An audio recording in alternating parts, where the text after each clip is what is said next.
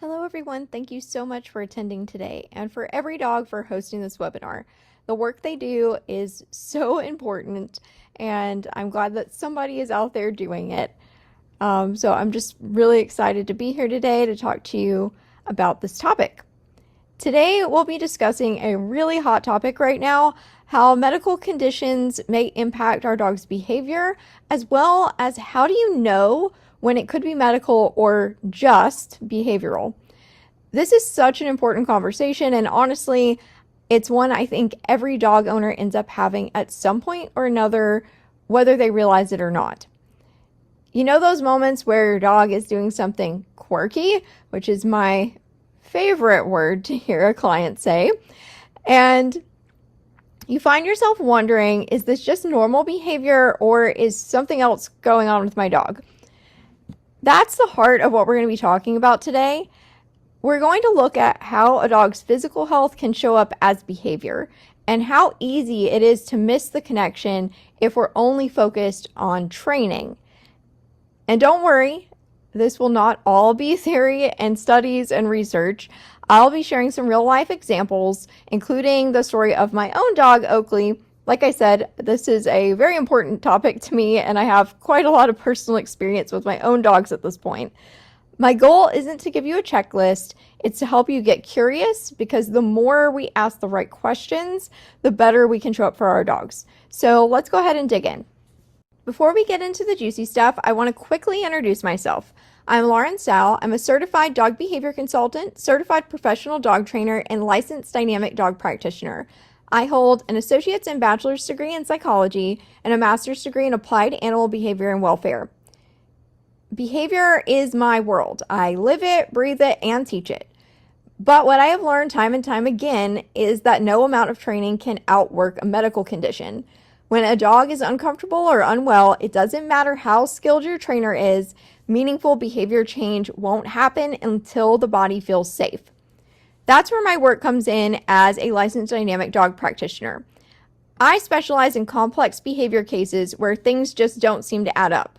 Dogs who've been labeled stubborn, reactive, shut down, aggressive, or unpredictable. Most of my cases have seen, on average, 5 different pet professionals trying to help them with their dog's behavior and seen little to no improvement typically.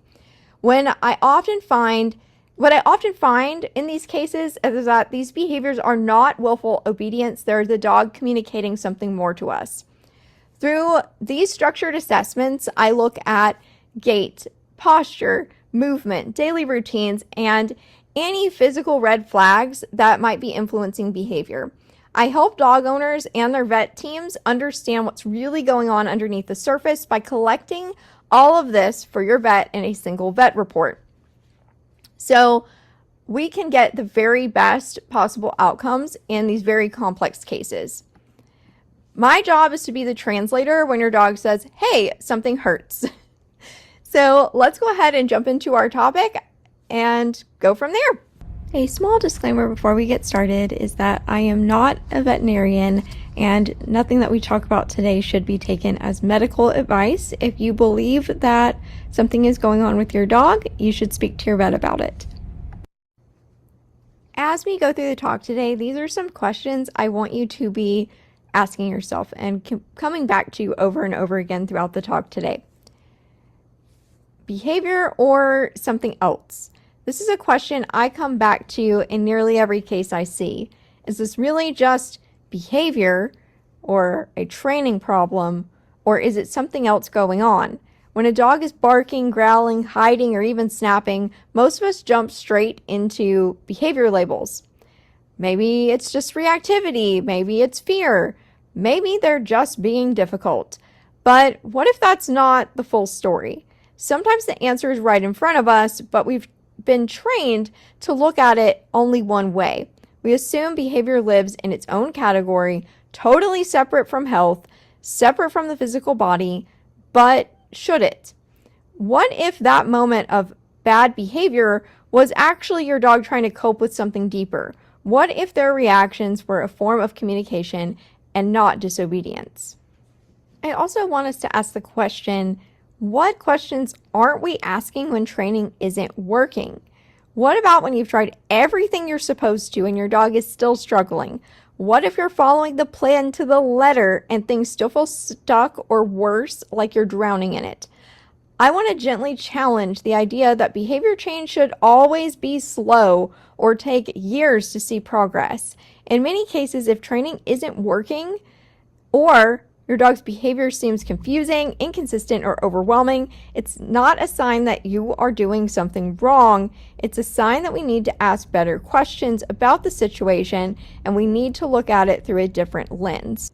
With research now showing that a whopping 60 to 80% of behavior cases seen by a vet behaviorist practice could potentially have a medical component impacting their behavior, and with my own caseload at an even higher 90% of my cases having a medical component potentially impacting behavior.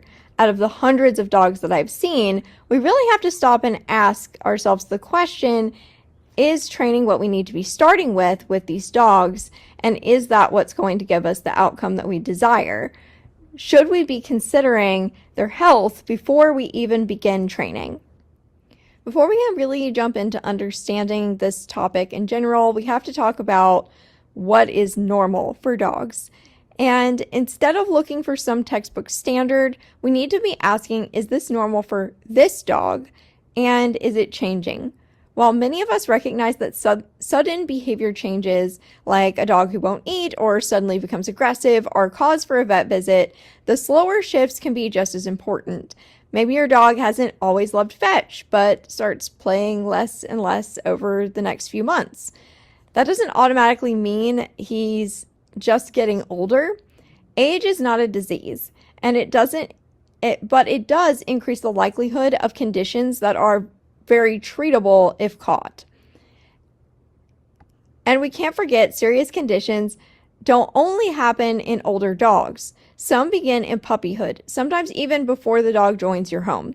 That's why we need to look at patterns that are excessive, obsessive, and resistant to training as well. If your dog has worked with a certified professional trainer who is focusing in positive reinforcement-based methods, or even several trainers, and they are not progressing, it's not because they're broken or they're untrainable. It's because we haven't been asking the right questions yet. Also remember that energy doesn't equal health. Just because your dog runs, chases balls, and seems high drive, that doesn't mean that they're fine. One of my favorite analogies is, imagine going to a theme park and you know you have a bad back. Your friends convince you to hop on a roller coaster and you get that adrenaline rush, and for a moment you feel amazing. But hours later, the pain comes crashing down and you are in severe pain. Dogs get those happy hormone surges too, but that doesn't cancel out their discomfort long term. The bottom line is that we need to track what's normal for your individual dog, and when things start to shift, we should not dismiss them. We also need to consider that the dog that came into our household may have not been a 100% blank slate, obviously healthy dog just because they're young. All right, so I wanted to talk about quirky behaviors before we get into case studies here. And quirky is a word I have a love and hate relationship with, because when I hear a client say, well, he does this quirky little thing, an hour and 30 minutes into our 2-hour consultation, I lean in and I'm like, okay, what is it? Nothing is too small. Tell me what it is. And a lot of times that behavior ends up being really important to the dog's case. These quirky behaviors can be things that we shrug off or laugh at or even share videos of online. And there are things that people may not think about. I've even had owners tell me that these are behaviors that they love about their dog, that they feel make their dog unique, and are very sad to find out it's actually a symptom of a condition that's been going on for a while. So a few of the ones I've heard over the years are dogs refusing to sit on the couch with family, nesting endlessly almost before they go to lay down for bed, so they seem to struggle to get comfortable or settle at bedtime. There can even be like a sighing, like a frustrated sigh associated with it as well. Pacing throughout the house, Again, that kind of goes back to that inability to settle, mouthing or chewing past puppyhood, or extreme teething at an early age. Eating weird things that are not edible or eating dirt, stuff like that. I also clue into those things as well, particularly if we have other GI things going on. Dogs staring off into space, staring into corners, rubbing against walls, snapping at invisible bugs. Checking their hind end often. This is one I see quite a lot, where they'll check their hind end and nothing is really there. I've also had dogs that have barked at their own farts that ended up being important to the case as well. So it can be really funny things that we don't think a whole lot about. But if these things have continued on for years and years and there's a pattern, there's a reason that the dog's doing the behavior. Excessively humping either dogs or people can be one as well. This can be a stress signal as well during play. It can also be something that they do after they experience a frustration. And the reason I look at that is that our dogs that have orthopedic conditions may struggle to get around as easily as they would like or as easily as they could in the past. So sometimes we'll see that if they're struggling to get around, there will be sort of this, oh, I've got to go out into the backyard, and they'll kind of grab onto you and start humping out of frustration, or they'll get out in the yard and they don't really do anything, and then they come inside and hump. It can be, I'm frustrated that I didn't get to move around as much, or I'm frustrated that moving around was so difficult. It's not the only reason that a lot of these things happen, but certainly I look at them in a big picture context, and these are just some of the things I've seen over the years. Needing a lot of alone time or never settling down, sleeping all the time, so our couch potato dogs, or barely sleeping at all. We often end up labeling these things as just how our dogs are, but when we zoom out and we look at the full picture, these can be early flags that something's going on. Sometimes the only symptoms that we're going to get in the beginning of a medical condition are going to be behavior-related symptoms. And here's the important part. We cannot just hand out a checklist and expect people to figure it out. Context is everything. How often is the dog doing this? How long has this been going on? Has it escalated? Has it decreased recently? What else is changing in the dog's world at this time? What other behaviors are going on? Some of these behaviors, like skipping steps, occasional lameness, limping, or refusing to be touched, are often brushed off, and they're particularly brushed off if it fits a breed stereotype. So terrier skipping is a really common one, and people think that that's relatively normal, and that's just terriers being terriers. Or the refusing to be touched, that's just how shepherds act. But what if these dogs are showing us pain or discomfort trends that happen within a whole breed? Genetic conditions that can occur in a high percentage for a breed can end up actually being these little behaviors that we sign off on and say, oh, this is just a terrier. If I have a breed that is prone to luxating patella and they're skipping, I'm not just going to say, well, this breed skips a lot. I'm probably going to want to look for luxating patella. So that doesn't make these things okay to ignore just because they happen often in your breed. The truth is that behavior changes are often the first symptom of many of these underlying conditions that we see in dogs. And if we can start listening to these before we wait until the dog is very obviously sick, they're very obviously not doing anything anymore, it may honestly save you money in the long term. It may end up saving a dog's life. It may save your dog many years of discomfort down the line to be tuned into these things instead of waiting until they look like they're knocking on death's door. I always recommend that my students have pet insurance and that they get pet insurance ahead of any issues. As soon as you get your dog, as soon as you pick them up from the breeder or the shelter, sign up for pet insurance. Vet bills are not getting any cheaper, and this has saved so many of my students as far as being able to pay for these procedures that the dogs may need later on. So when we start looking into these things a lot of times other conditions that may not be impacting behavior are also picked up on as well, particularly in those dogs that are 6, 7 years old and they've only gone in for, to get vaccines. And we've assumed that that vaccine was a full checkup. It is not, by the way. And the dog has never had anything wrong with them. If you have made it through half of your life and nothing has ever been wrong with you, I would start asking questions. That's probably not possible. Maybe there's things that happened that we haven't caught, but that have passed now, but it's very unlikely that your dog has never been sick if they're halfway through their life. We need to start listening a lot sooner to our dogs, looking a lot closer, and asking better questions. Now we're going to look at some videos of some quirky behaviors that I have seen over the years in my cases. These are all different dogs that I have worked with over the years, and a lot of these behaviors were described by their owners as quirky things that they did, or just very interesting things that came up while the owner was videotaping the dog. So first we're going to look at Dexter. Dexter had a wide variety of quirky behaviors going on. He had a left hind skip that showed up intermittently, and it looks very similar to luxating patella, but that was very thoroughly ruled out in his case. His poor owner went to so many appointments, and she was very dedicated to finding out what was going on with him. He also pooped when he circled to poop. He did so in reverse. Me and the vet had never seen it before, and it was one of those things that was quite funny looking, but it actually had more, sinister meaning behind it in the end.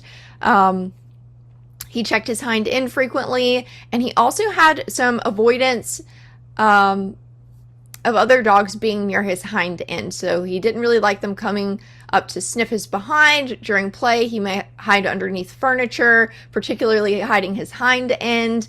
And he would kind of always want to be forward facing to the other dog. And you'll see in one of the clips what could happen with him if a dog approached his hind end.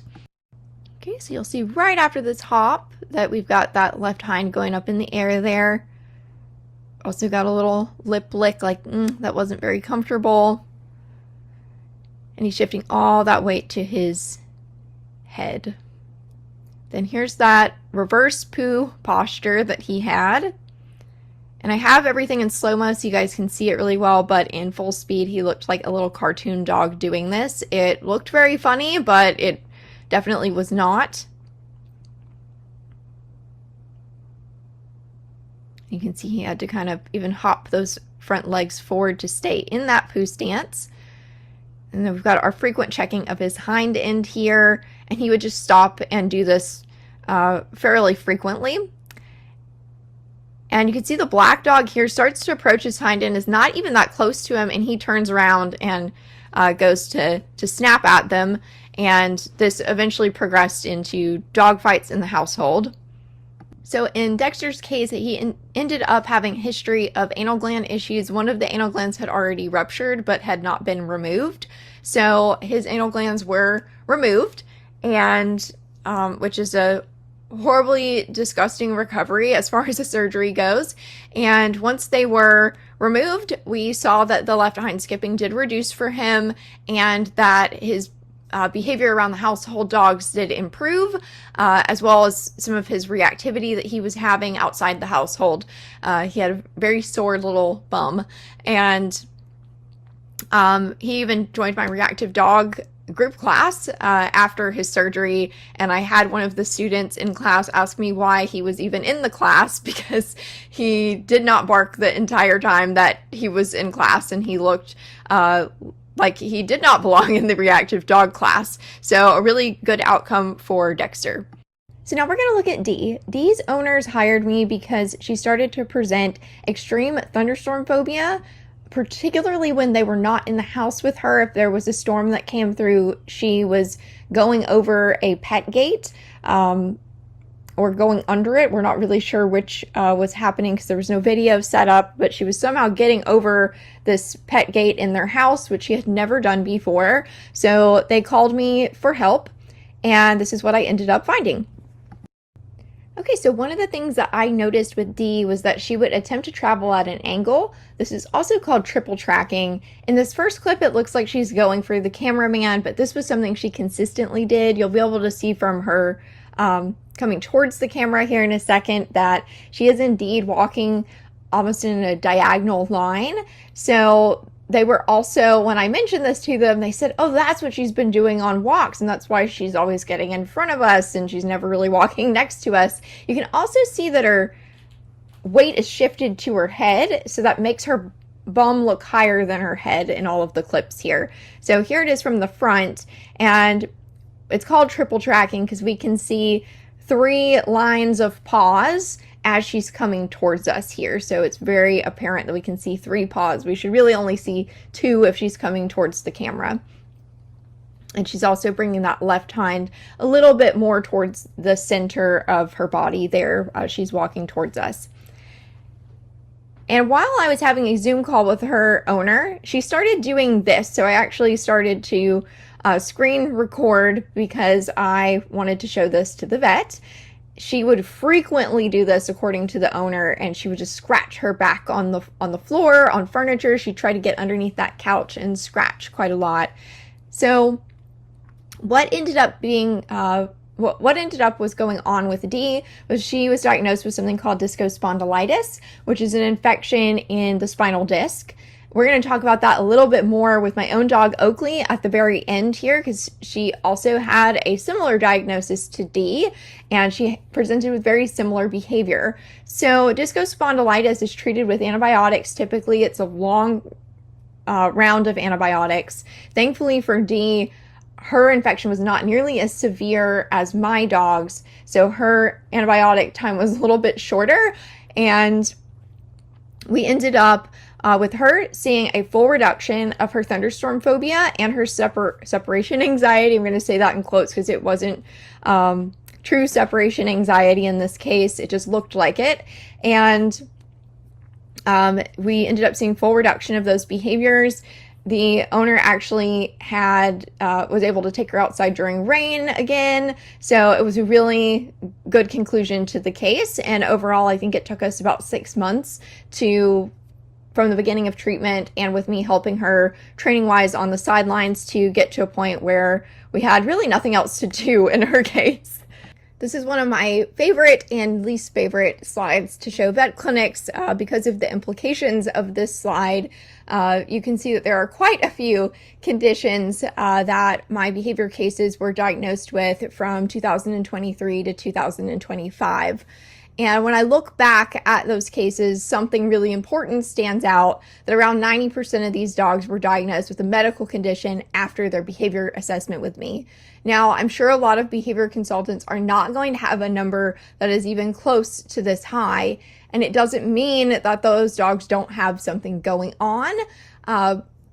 I did not start seeing numbers this high until I added dynamic dog assessments to my intake. So that is something I require every dog owner that works with me to do now, because this has become so important to my work. And once you see it, you can't unsee it. And I'll really only work with owners that are open to me opening Pandora's box and looking at this so I can make sure we get the best outcomes. I don't want to work with owners that are not going to be all in for finding the best solution for their dog, particularly if it's a health-related issue going on. I don't want to have to look at the dog being in pain all of our sessions and totally ignore that because they're not ready to have that conversation. That's just how I feel about it. It's something that I have to do for my own mental health. But since we've added the dynamic dog, where I look through videos and photos of their dogs on intake, and I mean hours of video, hundreds of photos, I'm looking for anything, deviations in their posture, deviations in their gait, different activities they may avoid, activities they may not quite look as normal as I would expect doing.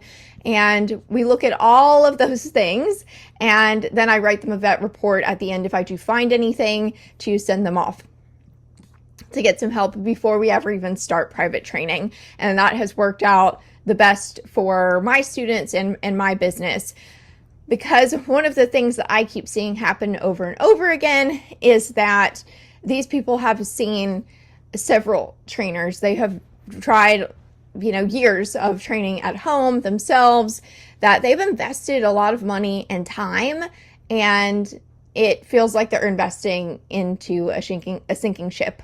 And it turns out that that their dog is not well, and that their dog is not doing well. But a lot of these conditions that you see on the right hand side are treatable conditions, or at least we can get the dog some pain management on board, and there's still things that we can do. It's not the end of the road for these dogs. So another factor to keep in mind is that I usually don't see just one diagnosis in these really severe behavior cases. Many dogs have multiple medical factors contributing to their behavior, and that we ended up finding through investigation. And why that is, I can't tell you. I just know that they tend to have several medical factors. So sometimes it is a process of, we find one thing and then we treat that one thing and it doesn't seem to be getting better, or we still see that their gait doesn't look quite right. So we go back, and then there's another thing and another thing. And eventually we get through everything and have a pretty stable dog in front of us. So it can be sort of this journey that the owner and I have to go on together. So I generally offer vet liaison after I have that initial intake with the owner. So even if they never do private training with me, they always have me there to communicate with their vet directly about what I'm seeing, if I'm still seeing things going on with that dog. In several cases, we saw positive changes in the dog's behavior just from addressing the medical side without needing extensive training. And to me, that's crazy, because nowadays you could pay easily upwards of $5,000 for a board and train program, for example, which for most of these conditions, that's diagnosing and treating them. So it's absolutely mind-blowing how much money some dog owners have spent chasing their tail and trying to essentially train out a medical component. And that tells us how important it is for us to consider health first. What's even more powerful is that many of these dogs had been struggling for years before the right diagnosis was found. And sometimes it takes a while to find out what's going on. Sometimes it may be multiple visits to the vet. It may be visits to a specialist. Some cases are not as super straightforward. Generally, with my local cases, we have some really great local vets that we work with, and they know me. If I send a dog in with a report, they're like, okay, these are the things. And we've worked so many of these cases together that they kind of already can pinpoint what they're potentially looking for. So they're great. And generally within the first couple of appointments, we can have a diagnosis for the owner. However, if I'm working with people virtually and I don't know their vet and they're like, who the heck is this lady? It can be a little harder to get traction sometimes, which, fair enough. And, or the owner may need to see a specialist to really get the advanced imaging and things that they need. If your dog has not had a $10,000, $20,000 vet bill in one sitting to investigate pain or discomfort, they have not done everything to rule it out. I have had students come to me and tell me everything's been ruled out. My dog is completely healthy. When we go in on intake, because they don't want to record the videos or photos of their dog, I still have them do it anyway. And I just had a case like that, and that dog came back with 5 different chronic conditions that she had that were very severe. The dog was in a lot of pain, but her vet had done just some blood work to investigate things that might be impacting behavior, and the owner was under the impression that that was everything that could be done and that had ruled out pain. And we really can't rule out pain or discomfort in dogs. We really can't 100% rule out a medical component. Unfortunately, there are some things that just don't show up on imaging. There are some things that are very hard to track down early on. There are many reasons why it's always in the back of my mind that that is potentially a possibility. So I would say it would behoove pet owners to not completely rule that out and to kind of always have it in the back of your mind as a possibility.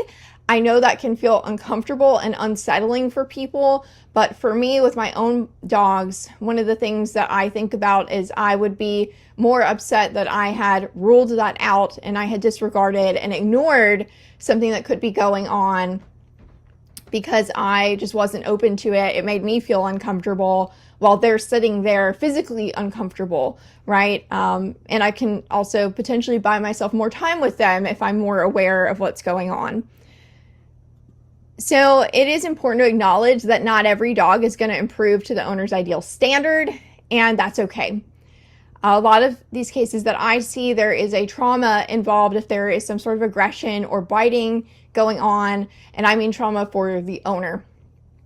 So sometimes that is something that we can't come back from, but I have seen that these with these cases and doing them over the past couple of years to this level, that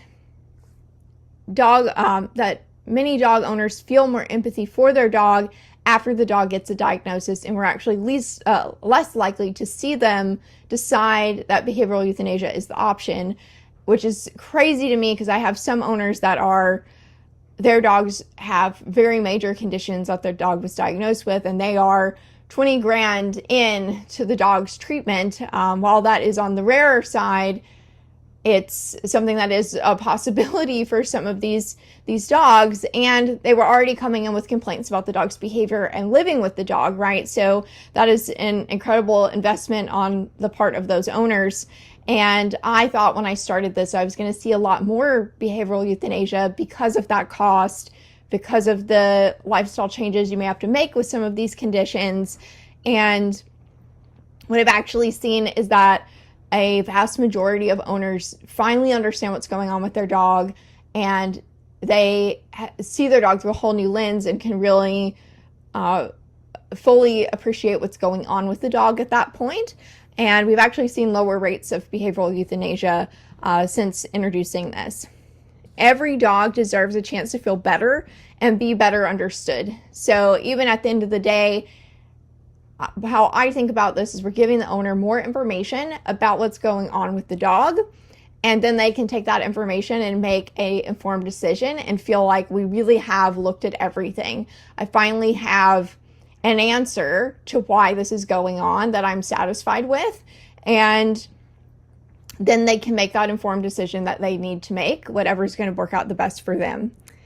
So the range of diagnoses that we've encountered has been broad and included orthopedic issues like hip dysplasia, elbow dysplasia, luxating patella, lumbar sacral stenosis, spondylosis, osteoarthritis, and even discospondylitis, which we're going to talk about with my own dog here in a minute. Skin and ear infections, dental disease, urinary tract infections, and reproductive concerns. So things like recessed vulvas, for example. We've also seen vaginitis as well. Soft tissue injuries like partial CCL tears, hip flexor injuries, and iliopsoas strains. Neurological conditions from epilepsy to DM to intravertebral disc disease. Vision and hearing concerns, especially those related to the dog's color, so things like being a double merle or excessive white with genetically predisposed breeds. And vision and hearing concerns are not as straightforward as you would think. I've had owners that their dog starts to go blind several years later. I actually had a dog that was sent back to me for training by the vet, and the vet had already done a very thorough exam on this dog. But like I said, it's always in the back of my mind that that is a possibility. And as I'm doing her intake, I ask this every case I have now because it's become such an important question. Do you have any concerns about the dog's hearing or eyesight? And she said, we were almost done with our 2-hour consultation at this point. And she goes, yeah, I mean, I think that something is going on with my dog's eyesight. And this dog was excessively barking in the evening and had recently started that, and she would just not stop barking. There was nothing that they could do to console her, and she would just stand and bark at a wall. There was nothing there, nothing to see, nothing to bark at, not a window, nothing. And every evening she would just start standing in the middle of the living room barking. And it ended up that she had something called PRA, progressive retinal atrophy. And one of my own dogs actually has this. And one of the very first things that starts happening is nighttime blindness. So she was becoming very anxious in the evening time and barking. And so I had to send her back to the vet and say, hey, I think we need an eye exam. And sure enough, it was PRA. But I've also had deafness be missed by for years by several vet professionals. And I looked at some of the videos of the dog and I was like, the dog's not really responding to sound. And I mean, this dog was 100% deaf, couldn't hear anything, and probably from the beginning of their life based on the color of the dog. So it's not as straightforward as you would think. So other things, thyroid dysfunctions and metabolic conditions like Cushing's and Addison's are common for us to see as well. Congenital abnormalities, which is birth defects. Not all birth defects are visible. Some of them are inside the dog. We need imaging to see. And even early signs of canine cognitive dysfunction. I have people reach out to me because they think that's going on and want me to review videos and make a report for their vet, because it is a very difficult thing sometimes for the vet to diagnose, as they can look perfectly fine during the day. There were also cases where dogs had accidental injuries. So I see broken bones quite a lot. Dogs walking around with broken bones, totally fine, playing fetch, all of those things. And dogs that had broken bones earlier in their life that did not heal back properly, because the owner didn't know that anything was broken. They limped for a few days and then they were magically fine after that, and no issues aside from the behavioral. We've seen retained BBs, like from BB guns, and unknown injuries, like we're not really sure how the dog got those injuries, but they come to light on the imaging. And all these issues only came to light when we started digging deeper. All right, so we're going to get into those quirky behaviors that we talked about for Oakley's case here. So some of the notable behaviors that I saw with Oakley was for my thesis, did a study when she was 5 years old where we duct taped activity monitors to dogs' collars. Oakley was part of the study. There were other Border Collies in the study, as well as Border Collie mixes. Oakley was less sedentary than expected for her age, and she was highly active. So the other dogs in the study were spending about a little over an hour in the high activity range overall. Oakley was over 4 hours in the high activity range.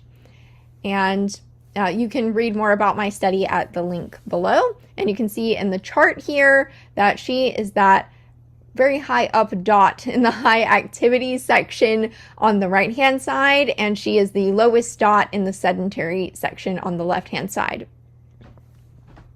Oakley had that increasing thunderstorm phobia since 2 years old that we talked about in the last slide, increasing sound phobia since 3 years of age. So if things were dropped, if there was anything that happened outside, any rustling of leaves, she would start barking almost at nothing, it seemed like. Dogs barking in the distance, she would start up and start barking. She was fearful during car rides and fearful of parked cars since she was a puppy. That fearfulness of parked cars did eventually seem to improve with training, but she would not get near our own car to jump in. We'd have to pick her up and put her in the car. We also saw resource guarding with other dogs starting at 5 years of age. Aggression with household dogs if she was bumped into, particularly with our youngest household dog, and that started at 5 years old. I will see this aggression towards younger household dogs with older dogs pretty often in my dog aggression cases. And this is often thought to be the senior dog going, hey, I don't want to play, you're annoying me because you're younger, and we don't have a whole lot in common. That's generally how this behavior is described. And I've found that it is more than that in my cases, usually. And what I mean by that is that the older dog can have some sort of medical condition going on where they don't like being bumped into. They are not as playful anymore as they used to be. And this, starting at 5 years old, was particularly concerning to me because Oakley had always been friendly with other dogs. She was a doggy daycare puppy, always done very, very well with other dogs. So this was pretty strange behavior. And she'd also played a lot with this other household dog, and they had a very similar play style, with the other household dog being a border collie mix as well. So they started out really liking each other, and then it all went downhill. This aggression increased around her cycles, so I did have her spayed. I anecdotally believe that it helped a little bit for a little while, maybe, though that could have been a placebo effect on my part. She had intermittent reactivity to strangers and other dogs. This seemed to also be slightly increasing as she got older. I could never really figure out what the triggers were for this, but she would just decide to suddenly bark at some people in the distance and select other dogs. And we also saw a potty training regression with her, where as she got older, she seemed to be less potty trained. She would just squat and go to the bathroom right in front of you inside. It was like her brain was not getting the signal that she needed to go to the bathroom. And she was going to the bathroom quite a lot as well in hindsight. Okay, so let's get into the case conclusions for Oakley and what was actually going on with her. You can see on the right-hand side, this is a before treatment photo of Oakley's sit, which I told you was particularly awful looking. You can see that her forelimbs are staggered there, that she's really shifting all of her weight to that front end of her body. Her head is even down. And this was not just something caught in the moment. This was actually how she consistently sat. You can see her hips are not square either, so she's got that right hind tucked underneath her. Her coat is very dull looking, and her hair's kind of everywhere, especially up near her shoulders, where she probably had the most tension because she was shifting all of her weight forward. So all that tension underneath there was actually raising up those little hairs around her neck because her neck was so tense. But overall, she looks like a pretty miserable dog in this photo, and it's very, very sad to see this very high energy border collie look so miserable and just fed up with life, right? So after we saw the second opinion vet, they immediately performed a CT scan with and without contrast to see what was going on with Oakley. And they found spondylosis, which is a bony growth that can happen between the vertebrae, and it's like this little bridge is formed between the vertebrae. So they actually lose a little bit of their flexibility in their spine, but the body will do this on its own to try to stabilize the spine if there's an instability for some reason. A lot of older dogs will end up developing this as they get into senior, but in Oakley's case, she was a little young for this to start happening. She had 2 spots of that, one at her T12 to her T13, and that one was left leaning, which is probably why we saw that her left-hand side looked a little bit more affected than her right hand. And she had another little spot of spondylosis at L7 to S1. But the biggest thing was that she was diagnosed with discospondylitis, which was actually why she was developing spondylosis so early. Discospondylitis is an infection in the spinal disc, and she had had this infection for so long that it had actually eaten little holes in her disc. The vet described it as looking like Swiss cheese at this point. So she had that cushion that was in between her vertebrae was not as effective as it should have been, and it was probably pretty painful as well. So her body's response was to start to try to build those little bony bridges to support her back. But that meant she was losing flexibility, that she was developing arthritis at this point, and that overall she was a pretty painful dog, particularly in her lower back. So she was shifting everything to the front and to that right hand side that seemed to be her less inflamed side. Now, discal spondylitis is a treatable condition, whereas spondylosis, we generally don't see a lot of vets wanting to do surgery for that unless it's particularly advanced, because it would require opening up the whole dog, taking out everything to get to the underside of the spine where those bony growths usually are seen. So a pretty risky surgery for something that just affects a little bit of their flexibility if they only have a couple spots of it. So not worth the risk in Oakley's case. Okay, so her treatment was a pretty multi-modal treatment. We reduced activity and she went on crate rest for a little while during her treatment. Several medication additions were made and changes. She was put on an antibiotic for a year before she was able to come off, and the discal spondylitis had cleared up completely. On the right hand side here, you can see her just a few weeks after we started treatment, and this is her sit. We can see that she still is kind of toeing in those hind paws a little bit, but this is significantly better, and that she already looks shinier and just kind of brighter and happier. And you can see where they had to shave her little bum for the CT scan. Rehab, we did attempt hydro and ultrasound. She did not like either of those and did not tolerate them, so they were removed. And she received laser therapy, which she did love and enjoy, and that seemed to help her quite a bit. Household changes were made. We added non-slip foam flooring to any places where Oakley would be, as well as a ton of rugs. As you can imagine, with her spine being weaker, there was a risk of her breaking something or slipping a disc if she fell on the ground or slipped and slid, and she was not particularly coordinated at this point either, but that did improve. We added a larger kennel, so she has a 4x4 kennel that is inside the house with an ortho bed. My favorite brand for this is Big Barker. They just have absolutely amazing beds. They're a little on the expensive side, but it will be the only bed your dog ever needs, so I love them. And we changed to a strap-down crate in the car with a Big Barker bed inside for car rides. That completely alleviated her fear of riding in the car. She'll actually run up to the truck now and jump in on her own. Climbs were added to prevent jumping on and off of the furniture. Those are little training platforms you can turn into ramps. And we added non-slip paint to our deck stairs, since to get into our backyard you had to take a stair or a ramp. So I painted both the ramp and the stairs with a non-slip paint.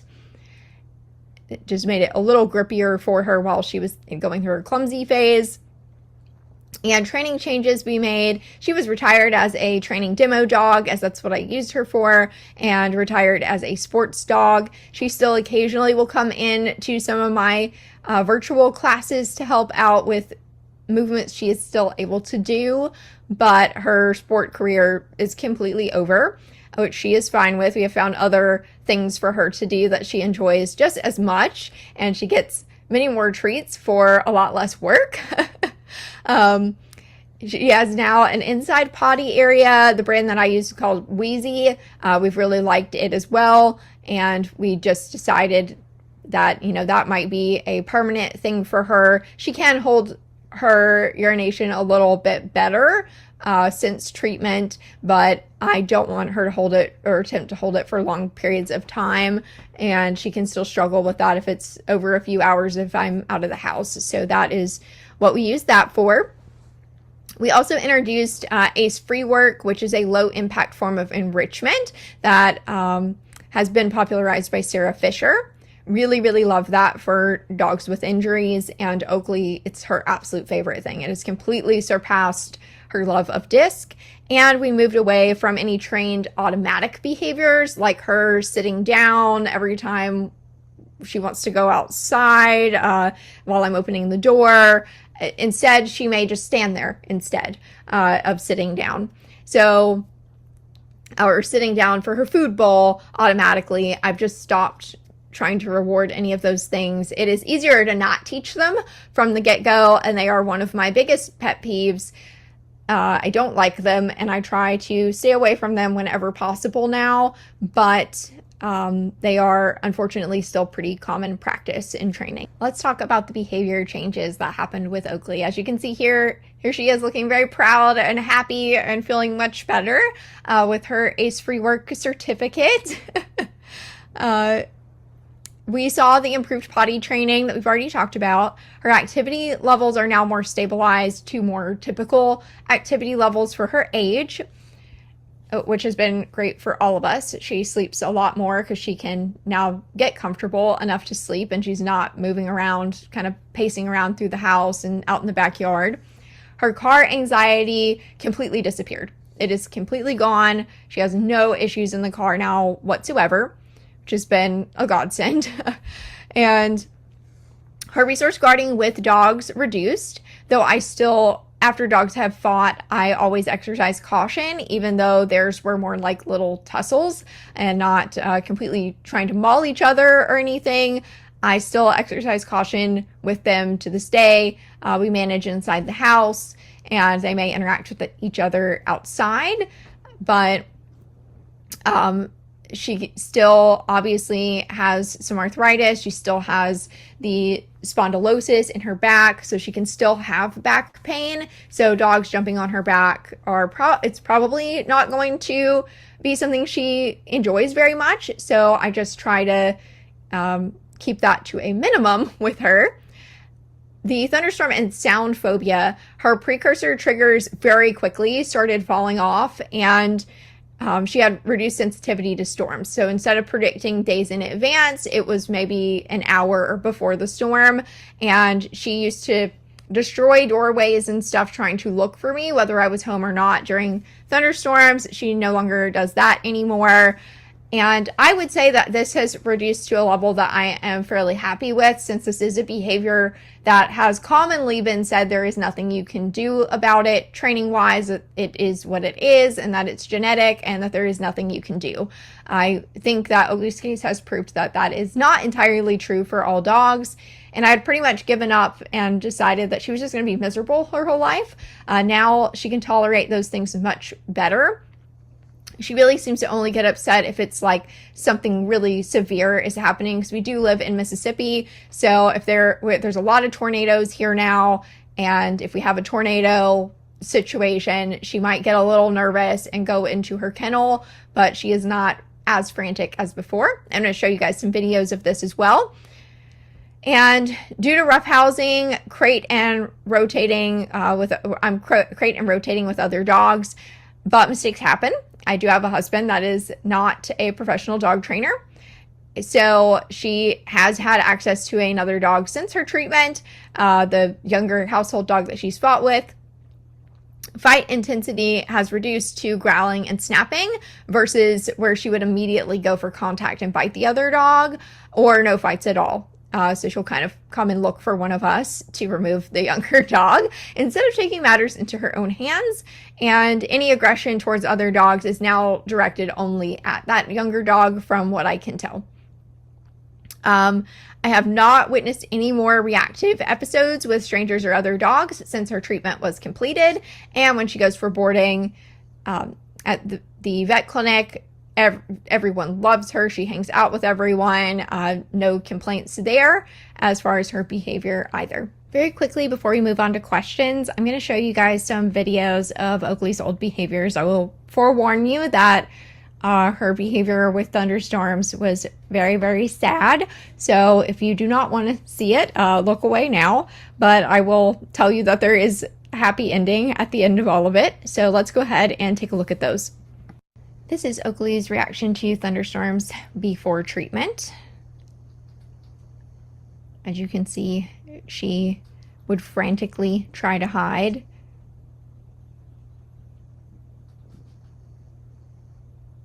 And our guess was that when there was thunder, that she would flinch and it would hurt her lower back and she would feel pain. And then over time, it progressed to this response and reacting to precursors to thunderstorms. This is her hiding in the dishwasher during a thunderstorm. You can see those wide eyes and the ears back. And once she would go into hiding, she would pretty much hunker down and refuse to come out. She would do some pretty dangerous behaviors to hide during storms and try to find a place to hide. And then here is her reaction to thunderstorms after treatment. Her treatment was actually not even fully completed at this point. So here we are just playing, having a good time, and that kind of loud noise in the background is heavy rain.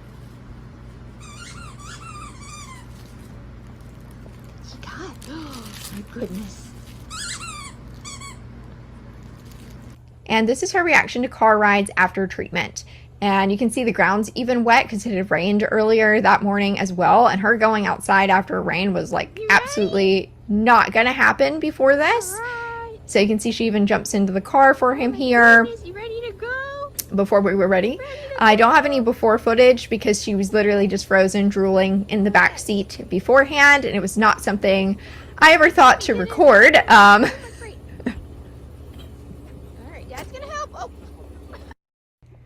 I hope that your takeaway today has been that the question, is it just behavior or medical, is a lot more complex than we think it is. In my opinion, health and behavior can never be separated from each other. Even if our dog is a healthy dog, that is going to impact their behavior, probably positively, but it will still impact their behavior. Really, the question at the end of the day is our dog's health having a negative or positive influence on their behavior? And even if you've already had a vet appointment and your vet couldn't find anything right out of the gate, that doesn't completely rule this out as a possibility. We may put it on the back burner, but it should always be there on the back burner in our minds as a possibility later on down the road if we're still not seeing any improvements with training. So if you feel like after this webinar that you need my help, please contact me at my website, fydogtraining.com. There is a student form there that you can fill out to see if you fit my services well. And my email address is Lauren, Lauren, at fydogtraining.com if you prefer to email. I would like to thank everybody for attending today and for Every Dog for hosting this webinar today so we can bring this topic to the masses. I appreciate you all so much, and I look forward to jumping into your questions now. Awesome, Lauren. That was so great and so much information, and always good to see Oakley. So many cute pups in that presentation. So if folks have any questions, feel free to put them in the chat right now. I think, again, so much information for folks to take away from this. Yeah, there's a lot to digest. Yeah, absolutely. So are there, I guess one of my questions for you is, what are the top things you hope that every pet owner learns from what we know today and from the experiences you've been having? What are the top things you wish that everybody would know or do with their own pets? Well, number one is the get pet insurance. That's definitely number one. Get pet insurance. Even if you think nothing's ever going to happen, get pet insurance. You will thank me later for that piece of advice. And two, that you always keep asking questions. So if you are continuing to struggle with something, instead of internalizing that as you being a bad dog trainer, or you hired a bad dog trainer and going to hire someone else and then someone else and then someone else, training dogs is not that hard. It's not that difficult. Dogs make up for a lot of the things that we lack. They're very, very intelligent. So I would stop and, if you've been working on loose leash walking, is a common one that I hear for a year plus, start asking questions about other things that it could be at that point, or at least have someone else put eyes on that dog and see if they can look at it through a different lens for you. And that may be your vet, that may be somebody like me, that might be a dog trainer, or even just a dog savvy friend. So you can have some other people give their opinions instead of you just sitting there and going, oh, well, I'm just a rubbish trainer. Absolutely. Awesome. It looks like you have stunned everyone into silence tonight, but I'm sure that they will have questions Yes. later. Yeah, there are some comments. We've got humping can be UTIs. Yeah, all of these little behavior things, they can be almost anything. Like it's crazy. I've not had one case that's exactly alike. So even with Dee and Oakley having a very similar diagnosis, Dee had a lot of different behaviors than Oakley. She just had enough that when I saw her case, I said, you know, this could be discospondylitis. It's supposed to be a very rare condition. And I actually had her as a client a few months after Oakley finished treatment. So I was like, oh, I think I'm just like seeing things. And then right after I had her, I had another dog with the similar back rolling around in the grass that also had discospondylitis. So it may not be as rare as we think it is. It may just be we don't do the right imaging out of the gate for it. Um, and yeah, carbon monoxide poisoning. I actually lived in a rental house where I had some gerbils and they passed away. And then I started having symptoms of carbon monoxide poisoning, and I started smelling gas in the house and had a technician come out and he was like, you can't, I have to turn this off now. Like your house is a danger to the whole neighborhood. So I had to go to the ER and everything. But yeah, carbon monoxide detectors are all over my house now.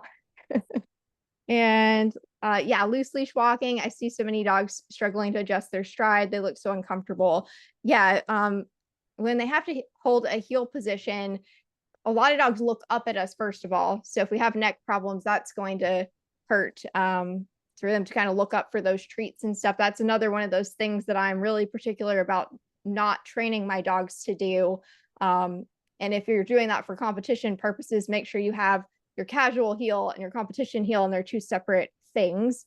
And you're not doing that competition one as long, but they have to slow down to heel. They have to shift some of that weight to those hind legs. And we most often see that hind end lameness is what's missed, not front end lameness, because it's a little bit more apparent.